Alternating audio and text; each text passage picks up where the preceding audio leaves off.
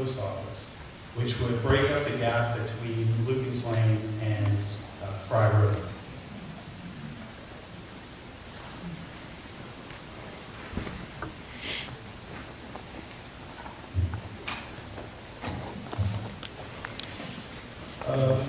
As Nick mentioned, we're proposing stormwater management facilities with this project. In 2014, some more stringent stormwater management regulations were enacted that require both quantity and quality for linear projects such as this. This slide provides an overview of the candidate sites for stormwater management throughout the corridor. I say candidate because we are currently evaluating these stormwater management facilities to see if we can reduce some of the problem impacts caused by the facilities that are proposed. This project has federal money on it, and as part of that federal money process, we are required to do a noise analysis as part of our environmental assessment. We have identified approximately 6.5% of the project that has been deemed feasible and reasonable to provide noise walls. Let me step back. About 6.5% of the project was being impacted by noise from the project. That area amounts to about 6.5% of the project. As we move into detailed design, we are going to reevaluate the noise impacts from the project.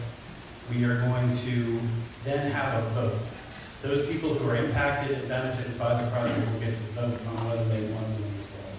And that will impact whether the noise walls actually get built. As Nick mentioned, we want to go over major design features here tonight. And so there's 3 areas we've highlighted that are significantly changing from what is there today. So we're going to look at Doe Creek Bridge, Sacramento Drive and Cooper, South County Government Center, Little Honey Creek Bridge, Buckman, and now Vernon Highway intersection of Richmond Highway. So starting at Doe Creek. Doe Creek is going to be a bridge replacement. It is going to be significantly longer and higher than it is today. This is due to the hydraulic requirements of the stream that flows of the Doe Creek stream. We are proposing to combine the bike paths with the sidewalks across each bridge, Doe Creek included. And Doe Creek is a site of a potential pedestrian underpass that we will talk about a little bit.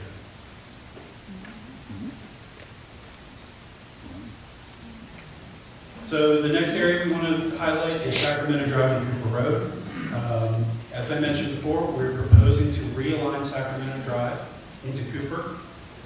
This consolidates the intersection, the 2 intersections that have separate signals today, into one intersection that should function a whole lot better as one combined signal.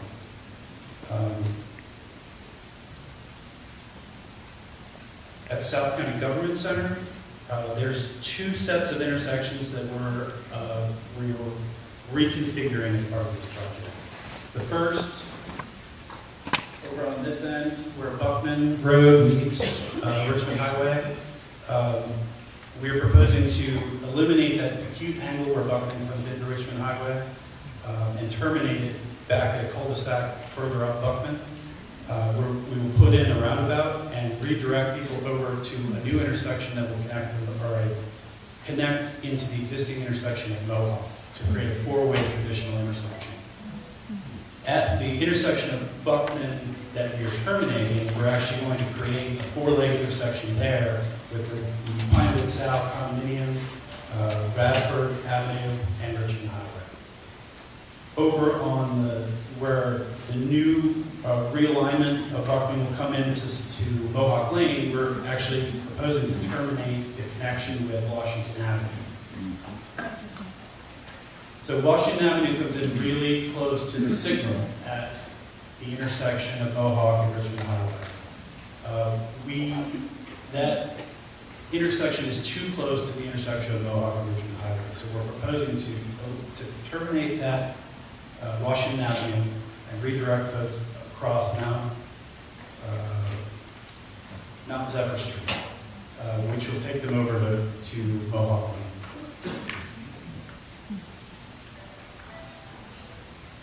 So the red line is what is the route currently today, and the yellow line it would be what's proposed for future access to that neighborhood.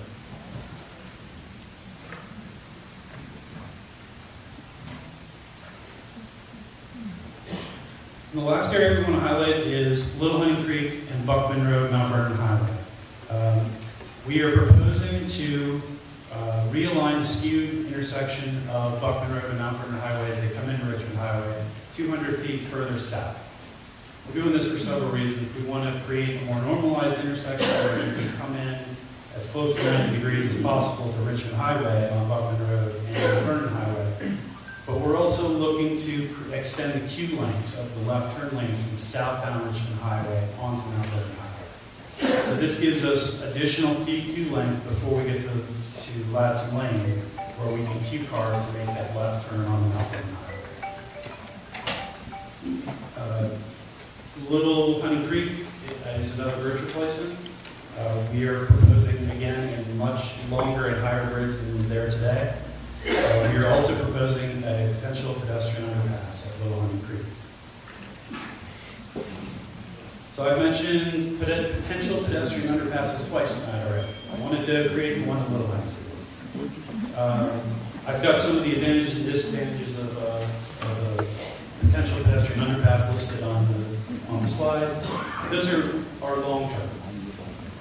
Those are the advantages and disadvantages of long term. So one of the reasons this is being proposed is for people to get across Richmond Highway.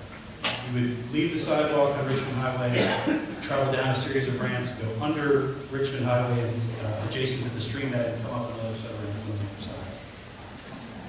There's an expense associated with this. So we're really looking for feedback from the community as to whether this would actually be used.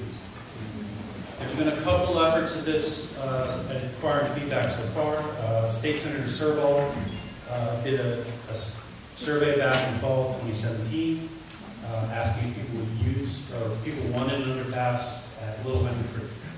And he got 3/4 support at that time. He got about 112 respondents to that inquiry. At the last public information meeting, the NEPA public hearing, we had a spot on the comment card, and we presented in the presentation the potential pedestrian underpasses, and we asked for feedback. We got 38 responses to that, a little more than half that was negative, that people would not use the underpasses. Together, it's about 150 respondents to whether this design feature should go forward. Considering the number of people who use Richmond Highway on a daily basis, that's not a very big percentage. So we're asking again tonight for feedback from the community as to whether people would use these pedestrian underpasses. As Nick mentioned at the outset, we actually have an online comment form that's on the website. So please share that, fill it out, share it with your neighbors. We want as much feedback on this feature as we can possibly get. We also have comment cards here tonight. So you can fill out one of those comment cards and leave us your feedback on the pedestrian underpasses. You can also leave comments with court reporters. We have one in here, and we have one in the cafeteria, who both can take your responses to this question. So I mentioned a couple times, NEPA public hearing back in October. We had a public information meeting / NEPA public hearing. NEPA stands for National Environmental Policy Act. So that's a study that we did, an environmental assessment that we did, looking at environmental impacts of the project. The NEPA public hearing was kind of the final milestone in that study. We received comments. The comment period is actually closed. We're responding to those comments, and the plan is to go back to Federal Highway Administration for finding of no significant impact very soon. If you are interested in the environmental assessment and any further information, we have environmental staff in the cafeteria, so please feel free to go talk to them. They have copies out there of the actual environmental assessment. So with a widening or a cross-section of the magnitude that we're talking about on Richmond Highway, there's going to be a lot of utility impacts. So we've got listed up here some of the utility providers that are going to be impacted by by this project. As we move forward with detailed design, we're going to really get into the details with those utility companies of how to relocate those utilities. And this is one of the things that we need to get moving on as soon as possible. So we want to get the utilities moved before the construction, the highway construction actually starts, because otherwise they'll be in the way of the roadway contract. Right-of-way acquisitions. This is approximately 3 miles of roadway widening. There's roughly 199 parcels that are impacted as part of this project. So we have a fairly large right-of-way process that we're going to be beginning towards the end of this year. Each property is unique, so I get a lot of questions about what's the impact going to be to such and such business, or how many homes are going to be taken out. It's really difficult for us to say because each one of these is going to be a negotiation with the property owner who has unique circumstances. If you think that you're going to be impacted by the right-of-way process, if you think your property is going to be impacted, we have right-of-way staff in the cafeteria. Please reach out to them and talk to them about what those impacts are going to be. I'm not going to go through this slide too much. This is the right-of-way process. It lays out how we are required to approach property owners when we are trying to acquire property. As I said, each property is unique, so there'll be different negotiations that happen with every property owner. Again, if you feel you're impacted, please reach out to our right-of-way staff. Project funding. So the current estimate for this project is $372 million. That is down from $390 million that we presented back in October. We found a couple areas that we were able to see cost savings. One was we combined the bike path and the sidewalks at each bridge. So that actually saved us on bridge costs. So that was one area we found right-of-way, or savings. The other area was right-of-way. There were several areas we were able to pinch down the right-of-way at a specific spot in order to avoid a significant impact. And so we were able to achieve the right-of-way savings in that area. The project has allocated $177 million. Currently, that's enough for preliminary engineering and right-of-way. So there is still a funding gap that Fairfax County and VDOT are pursuing filling of roughly $194 million for construction. The schedule for this project, we are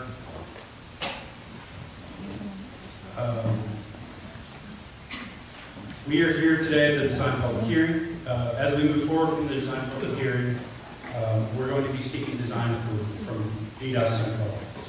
That's kind of the next step in our process. We're looking to do that in spring of 2019. What that will allow us to do is move forward with things like right-of-way acquisitions, utility relocations. And so that's really our next step. We're anticipating utility relocations in winter 2019, 2020. Utility relocations 2020 into 2021, with beginning construction summer of 2023. And I went over some of this, but I want to highlight some of the things we talked about. Public comments. So this is a public hearing. So we want to hear feedback from the community on the major elements of this project. So we have a comment deadline of April 26th. Please give us as much feedback as you can. We don't want to get further down the design and have people complain they didn't have an opportunity to give feedback. Please share it with your neighbors. We're looking for your feedback. Once we wrap up the comment process, we will be submitting a package to the Chief Engineer for approval in spring of 2019. We're going to be initiating right-of-way, utility relocations towards the end of this year. It's going to be a staged process. Not all the property owners are going to be contacted at once. We are going to be prioritizing based on the needs of the project. So if we need new utilities, we may be pursuing utilities that have easements that would otherwise hold up the project. Those may get prioritized first. So there is going to be a prioritization as to when we approach those impacted by this project. We're going to begin, utility relocations are slated to begin winter of 2020, early 2021. Utility relocations may also be a staged process. We're trying to review what will expedite this project to the maximum extent possible. Construction phase, we're looking to begin construction, we're going to advertise construction in 2022 to 2023 and begin construction in summer of 2023. I apologize, I did not flip the slide like I was supposed to. But we've arrived at questions. If you can head back, we need the court reporter to be able to hear whoever's asking questions. So if you can head to the back, right where the lady in the brown jacket and red shirt is standing, she's got a microphone. And can hopefully project that for everyone. Thank you very much. Question concerning where the bridges are. You say the bike paths are going to merge with the sidewalks or something? And both cycles and pedestrians will be on the same sidewalk going across the bridge, is that correct? That is correct. Okay. And the other one is these underpasses with ramps. Do you anticipate that they will be bicycle friendly and able for a bicycle to pass them? We have not gotten into detailed.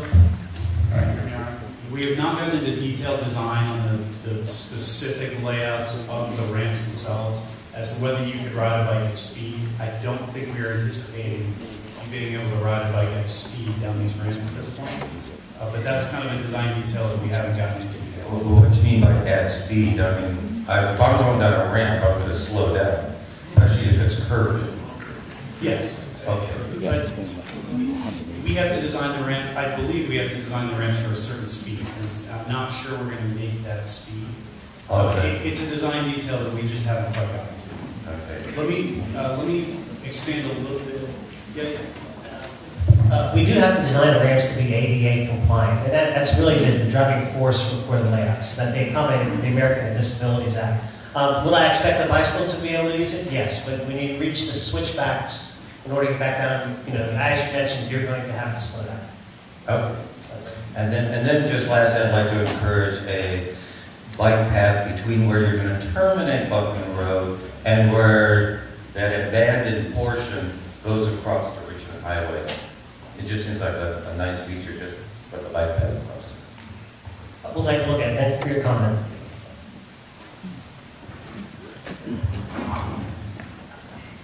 My name is Yolanda Thompson, and I would just like to know what is the design feature for communities like Creekside, Sequoia, Audubon that are secluded and cutting off it more. How do they access public transportation? For instance, if you live in Creekside community, the other day I walked with someone, it takes 20 minutes to get from the back of that community to the first bus stop. And so having access to pedestrian paths that could cut through Audubon, there's a wall that cuts people away from it. There's so many barriers that cut people off.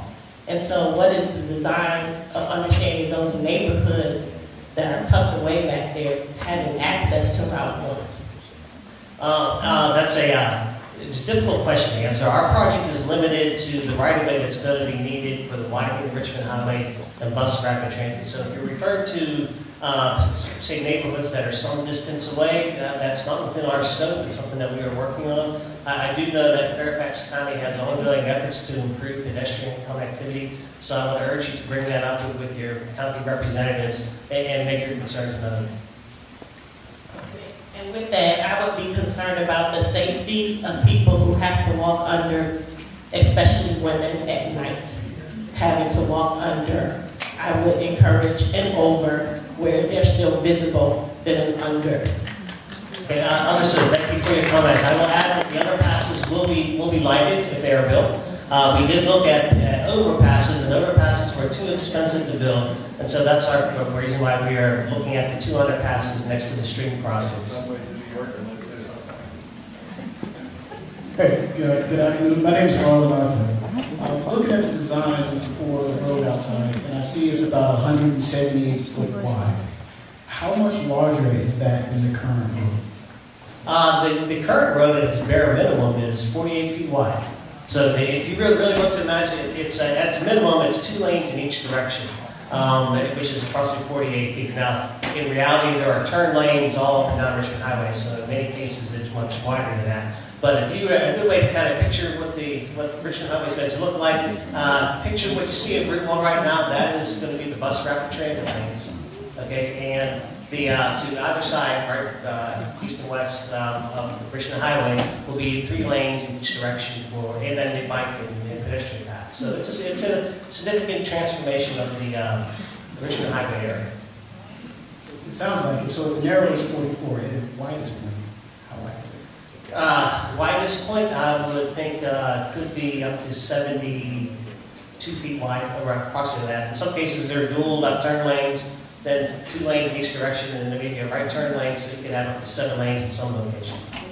72 on this side, 72. No, I'm talking all together. Okay, but I'm also talking off the top of my head in response to your question. Hi, Dan Franklin. When you're looking at controlling the stoplights, are you looking at giving precedence for the northbound in the morning and then the southbound in the evening? And then being able to control things so that if you have another 9/11 type event where you've got to evacuate the city, you'll be able to control those lights and get folks out of town. That's the first question. Yes, to that question. And that's something a capability that we already have and exercise, which is the ability, we have different timings for morning hours that we do for evening hours, and we have the ability to retime all our signals in the event of an emergency. And that did take place after 9/11. The next question is, I know this is not part of your scope, but is Fairfax County looking at doing something with Telegraph Road? Because Telegraph is going to become the bypass for Route 1 during a lot of this construction. And is that something you're thinking about environmentally? I will defer to Tom Bishami, Director of Fairfax County DOT. Thank you for your question. Actually, we have been working with other group with VDOT to make some improvements at Telegraph and Hayfield, which is a pretty significant bottleneck, to try to make some improvements to have the traffic flow through that intersection a lot better than it is today. So yes, it is. We are looking at that. Design is underway. It looked like you'll finish that, eliminating that bottleneck prior to construction starting on Route 1. That would be something we would definitely want to do, but we're still looking to identify funding for that project. Thank you. Good evening, Scott McCain. I understand that the scope that you're talking about tonight is directly impacting Richmond Highway, but some of the side neighborhoods do get affected. For instance, when you proposal to close off the end of Washington Avenue at Mohawk is going to drive a lot more traffic down the next street, which is Richmond Avenue, both vehicle and pedestrian, and Richmond Avenue has no sidewalks. Does your plan look at that level of second order effects to say, hey, we're going to be rerouting from Washington to Richmond Avenue, both vehicle and pedestrian, and what we're doing about that? I'm going to defer to John McAllister, our design project manager. With regard to the traffic volumes being diverted, we still need our anticipation is there's not a great deal of traffic that would make that diversion, but taking your concern under consideration, we will closer to that.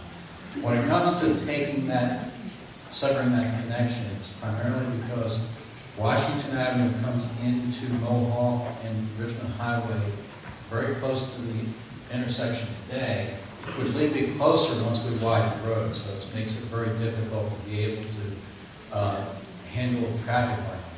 The right-of-way will still be there because we will have a turnaround for the straight vehicle that might come down there, which means we can allow pedestrians actually to still continue along Washington Avenue into Richmond Highway.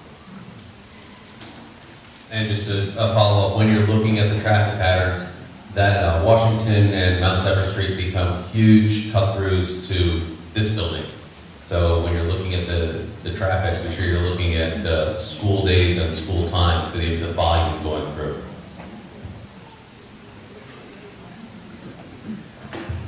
Good evening. I'm Mirna Velasco, and I live in Gum Springs Village subdivision, and we were encouraged to come here to attend this meeting because we were informed that a few townhouses will be demolished, and we just want, honestly, is it still negotiable to request?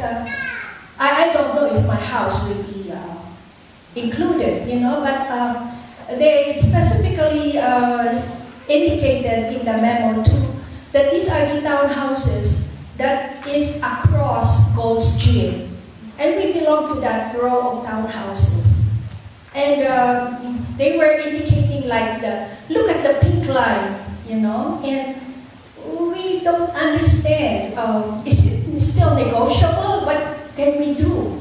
If we are part of that group that will be demolished, or I see that in the pink lines, one of the townhouses, the nearest near the Richmond Highway, will be demolished. Next one, his backyard will be taken care. It's part of the pink line, within the pink line. The next one, the pink line is nearer the backyard. I'm safe, but I want to know what will happen to our group if there will be only 2 townhouses that will be left. Yes, ma'am. Some impacts to properties.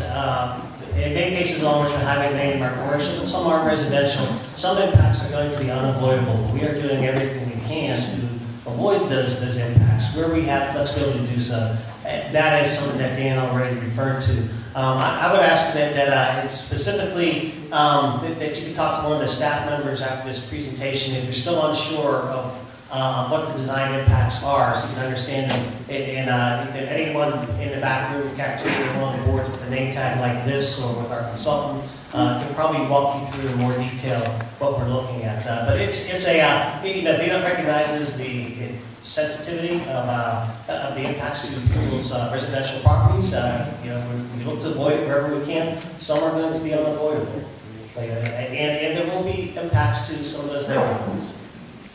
And I would say that if you are impacted during the right-of-way process, you will be approached, and people will negotiate with you. Sometimes during the right-of-way process, those impacts can be addressed, but sometimes not. It's all, as Dan said, it's all an individual. Each property is unique, and they're all individual cases. But if you have an impact on your property, again, you will be approached during the right-of-way process.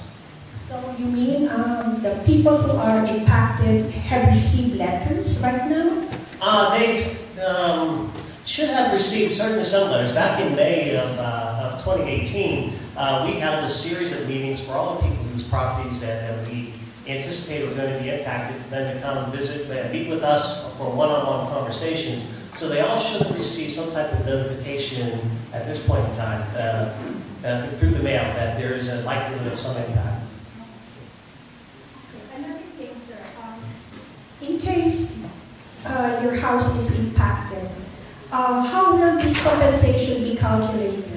I mean, will it include the impact of the coming in of Amazon at Crystal City, which will surely increase the value of our house? It will be a legal appraisal that will be performed for the impact to your property. I can't say if Amazon's already going to be influencing appraisals.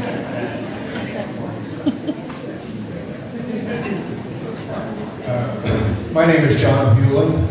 My question is, how will this project affect the potential of running a metro line down Route 1 South at some point in the future? That was studied in the multimodal improvements study that was performed by the Department of Rail, Public and Transit back in 2014, 2015. Is that correct, Vanessa? And the decision at that time was that an extension of metro rail was not the best solution for Richmond Highway. The best solution for Richmond Highway is going to be bus rapid transit from Huntington